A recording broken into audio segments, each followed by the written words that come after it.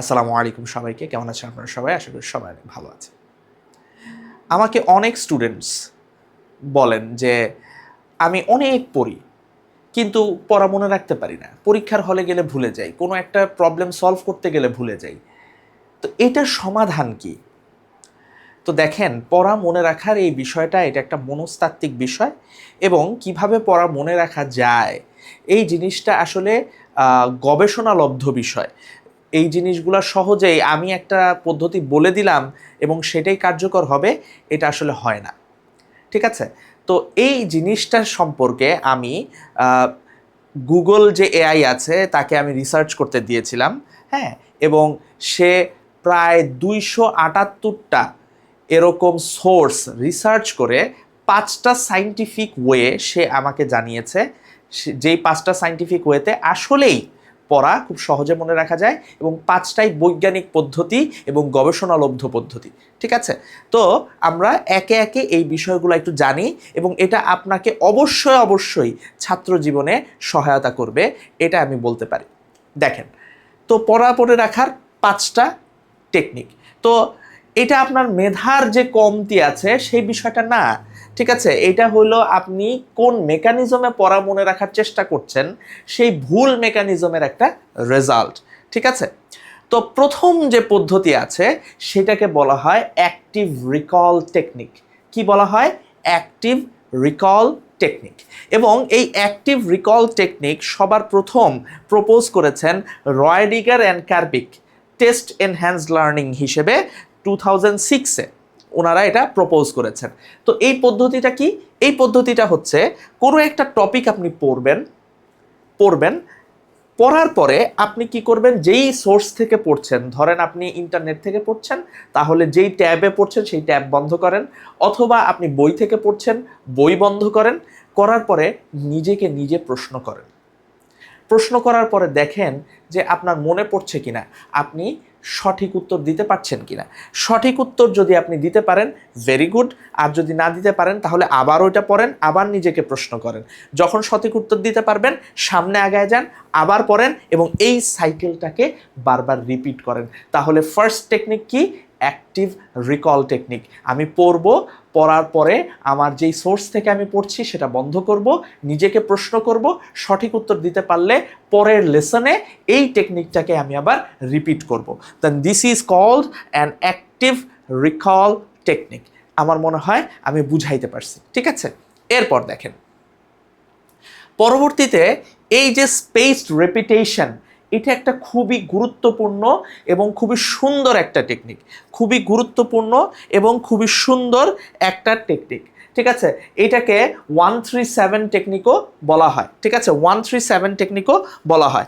এটা হারমান এভিঙ্গাস একজন উনি এই যে ফরগেটিং কার্ভ নিয়ে গবেষণা করতে যায়, যে একজন মানুষ একটা জিনিস পড়ার পরে সেটা কতদিন পর ভুলে যায়, সেটা নিয়ে উনি এটা একটা গবেষণা করেছেন। গবেষণা করার পরে উনি এই জিনিসটা প্রপোজ করেছেন যে ধরেন আপনি একটা পড়া পড়লেন, ঠিক আছে?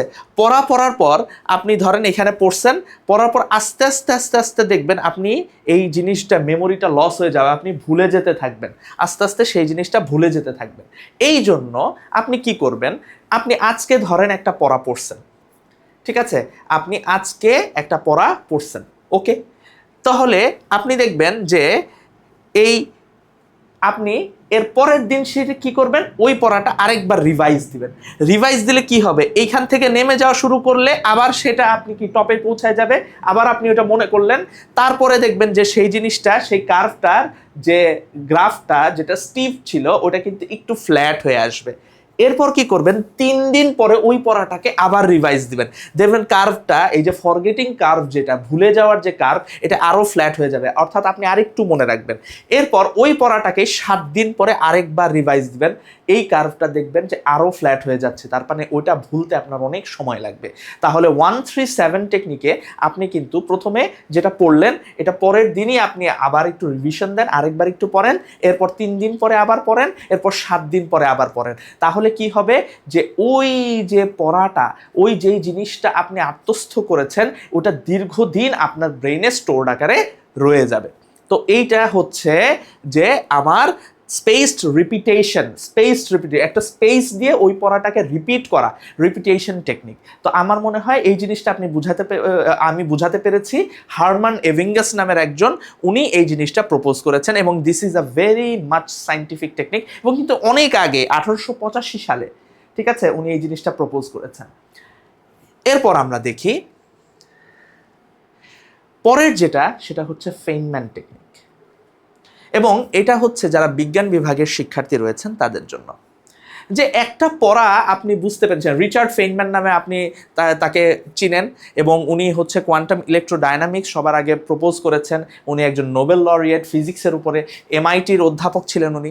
তো এই রিচার্ড ফেইনম্যান উনি যেটা বলেছেন যে আপনি একটা পড়া বুঝতে পেরেছেন কিনা সেটা আপনি কিভাবে বুঝবেন, যখন সেই পড়াটা আপনি একটা ছোট বাচ্চাকে বুঝাইতে পারবেন। ছোট বাচ্চা, ধরেন হচ্ছে আপনি HSC লেভেলের পড়া পড়ছেন, সেটাকে আপনি যদি সহজ ভাষায় একটা ছোট 1 বা 2 বাচ্চাকে আপনি বুঝাই দিতে পারেন, তার মানে আপনি পড়াটা ঠিকঠাক মতো বুঝতে পেরেছেন। তো জিনিসটা কি, যে টপিকটা এমনভাবে কাউকে বুঝানো, আপনি নিজে যেটা বুঝছেন ওটা কাউকে বুঝানো, এমন কাউকে বুঝানো যে ওই টপিক সম্পর্কে জানে না। আপনি যদি ওইটা বুঝাইতে পারেন ঠিকঠাক মতো, তার মানে ওই টপিকটা আপনি বুঝতে পারছেন। আর বুঝাইতে যায় আপনি যখন দেখতেছেন যে ওই টপিকটাকে আপনি সহজ করে বুঝাইতে পারতেছেন না, তার মানে আপনার বোঝার মধ্যে সমস্যা রয়েছে। ওই জিনিসটাকে আপনি আবার পড়েন, আবার আত্মস্থ করেন, আবার বুঝান। যখন আপনি সেটা বুঝাইতে পারবেন, আয়নায় নিজেকে নিজের সামনে বুঝানোর চেষ্টা করেন, অথবা কোনো বন্ধুকে বুঝানোর চেষ্টা করেন, অথবা আপনার বাসায় আপনার ছোট ভাই বোন যে আছে তাকে বুঝানোর চেষ্টা করেন। সে যদি বুঝে যায়, অথবা আপনি যদি নিজে সুন্দর করে উপস্থাপন করতে পারেন, বুঝাইতে পারেন, আপনি নিজে তো বুঝবেন যে আপনি বুঝাতে পারছেন কিনা। আপনি যদি বুঝাইতে পারেন তাইলে বোঝা যাবে যে আপনার পড়াটা সঠিকভাবে হয়েছে, আদারওয়াইজ বোঝা যাবে আপনার পড়াটা সঠিকভাবে সুন্দরভাবে হয়নি। এরপরে যেটা রয়েছে সেটা হচ্ছে ইন্টারলিভিং প্র্যাকটিস। ইন্টারলিভিং প্র্যাকটিসটা কি? আমরা অনেক সময় মনে করি যে এই যে এখন আমি ফিজিক্স পড়ছি বা এখন আমি ম্যাথমেটিক্স পড়ছি, আমি এই ম্যাথমেটিক্সটা আজকে পুরা ম্যাথমেটিক্সটা শেষ করে উঠব, মানে হচ্ছে আজকে এটা নিয়েই বসে থাকব। এটা একটা না ভুল পদ্ধতি, এবং এই জিনিসটা বলেছেন রয়রা নামের একজন, তিনি গবেষণালব্ধভাবে বলেছেন যে ইন্টারলিভিং এই জিনিসটা খুব কাজ করে। আপনি যে সারাদিন একটা স্ট্রেচ একটা জিনিস করবেন, সেই জিনিসটা কাজ করে না, সেটা কম কাজ করে। একটা বিষয়ের ম্যাথ করব, এটা একটা ভুল ধারণা। একটা বিষয় না, একটা না একই টপিক পড়ার চেয়ে সাবজেক্ট মিক্স করে পড়া উচিত। যেমন ধরেন আপনি ফিজিক্স পড়লেন না, আপনি কিছুক্ষণ ফিজিক্স পড়লেন, ফিজিক্সের একটা লেসন খুব ভালো করে পড়লেন, এরপর আইসিটির একটা লেসন ভালো করে পড়লেন, এরপর আবার ফিজিক্সের আরেকটা লেসন পড়েন, সমস্যা নেই, অথবা অন্য কোনো সাবজেক্টের একটা লেসন পড়েন। কিন্তু সারাদিন একটা জিনিসই পড়বো, সেই জিনিসটা আপনার জন্য খুবই টায়ারিং অ্যান্ড বোরিং মনে হবে। ঠিক আছে? তো এই জিনিসটা কিন্তু আপনাকে খুবই টায়ার্ড করে দিবে, এবং আপনার ব্রেইনে ওই জিনিসটা স্টোর করতে কিন্তু ঝামেলা হবে। তাই আপনি কি মাল্টিপল জিনিস আপনি যখন মিক্স করে পড়বেন, ডিফারেন্ট টেস্ট পাবেন, তখন আপনার পড়তে ভালো লাগবে এবং সেই জিনিসটা আপনার মনেও থাকবে। ঠিক আছে? আমার মনে হয় আমি বুঝাইতে পারছি। এরপর লাস্ট যেই জিনিসটা নিয়ে আমি কথা বলবো, যে সেটা হলো মেমোরি কনসলিডেশন। কনসলিডেশন মানে কি? সলিড হয়ে যাওয়া, অর্থাৎ সেই জিনিসটা কি জমে যাওয়া। জমে যাওয়া মানে কি? ওটা স্থায়ী হয়ে যাওয়া।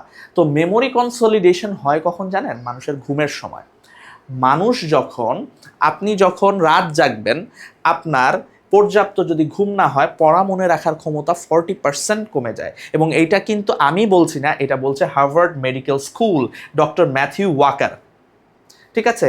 হোয়াই উই স্লিপ, এই বিষয়টা নিয়ে উনি কথা বলতে গিয়ে উনি এই জিনিসটা বলেছেন যে মানুষের মনে রাখার ক্ষমতা 40% রিডিউস হয় কিসের জন্য? পর্যাপ্ত ঘুম না হওয়ার জন্য। মানুষের মস্তিষ্কে দুইটা জায়গা থাকে, একটা হইল হিপোক্যাম্পাস আর একটা হচ্ছে নিওকর্টেক্স। আপনি যখন হচ্ছে কোনো পড়া পড়েন, সেটা হিপোক্যাম্পাসে স্টোর হয়। হিপোক্যাম্পাস হচ্ছে শর্ট টার্ম মেমোরি। এরপর আপনি যখন রাতে একটা ভালো ঘুম দিবেন, সেই শর্ট টার্ম মেমোরি থেকে আপনার ইনফরমেশনগুলো, ডেটাগুলো, সেগুলো চলে যাবে নিওকর্টেক্সের লং টার্ম মেমোরিতে, এবং এটা দীর্ঘদিন স্টোর হবে। সো শর্ট টার্ম মেমোরি থেকে আপনার যে ইনফরমেশন, ডেটা, এগুলো লং টার্ম মেমোরিতে স্টোর হয় কখন? ঘুমের সময়। ঘুমের সময় এটা হয়। তো যার কারণে রাত জাগাটা খুব স্ট্রিক্টলি আপনাকে এই জিনিসটা বাদ দিতে হবে। রাত জাগা যাবে না। ছাত্র জীবনে খুব সুন্দর মতো 11টায় ঘুমায় যান অথবা 10টায় ঘুমায় যান, পরের দিন ভোরে উঠেন, তখন পড়াশোনা করেন। তখন মেমোরিটা কি হবে? কনসলিডেট হবে। মেমোরিটা লং টার্ম মেমোরিতে আপনার জন্য স্টোর হয়ে যাবে। আপনি আর সারাদিনে যা যা পড়েছেন, যা যা ডেটা গ্রহণ করেছেন, শুধু পড়েছেন না, বিভিন্ন তথ্য সম্পর্কে জেনেছেন, খবর দেখেছেন, এই সব কিছু আপনার কিন্তু খুব ভালোভাবে মনে থাকবে যখন আপনার এই যে সিস্টেম আপগ্রেডেশন করবেন আপনার মেমোরির, আপনার মেমোরি কনসলিডেট হবে। বুঝাইতে পারছি? সো এই 5টা যে হচ্ছে আপনার যে পদ্ধতি, টেকনিক, এই 5টা টেকনিকই আপনি কিন্তু অন অ্যান্ড অফ বিভিন্নভাবে আপনি আপনার স্টুডেন্ট লাইফে ইউজ করতে পারেন। এবং কোনো টেকনিকই আমি কিন্তু আপনাকে বলি নাই, আমি কিন্তু অনেকগুলো রিসোর্স থেকে এআই এর মাধ্যমে বাছাই করে সেই জিনিসগুলো দিয়ে স্লাইড বানিয়ে আপনাদেরকে দেখিয়েছি, এবং প্রত্যেকটা জিনিসই বৈজ্ঞানিক। এটা যদি আপনি ফলো করেন, অবশ্যই অবশ্যই আপনার পড়া মনে রাখার ক্ষমতা আগের চেয়ে বৃদ্ধি পাবে। ধন্যবাদ সবাইকে। আসসালামু আলাইকুম।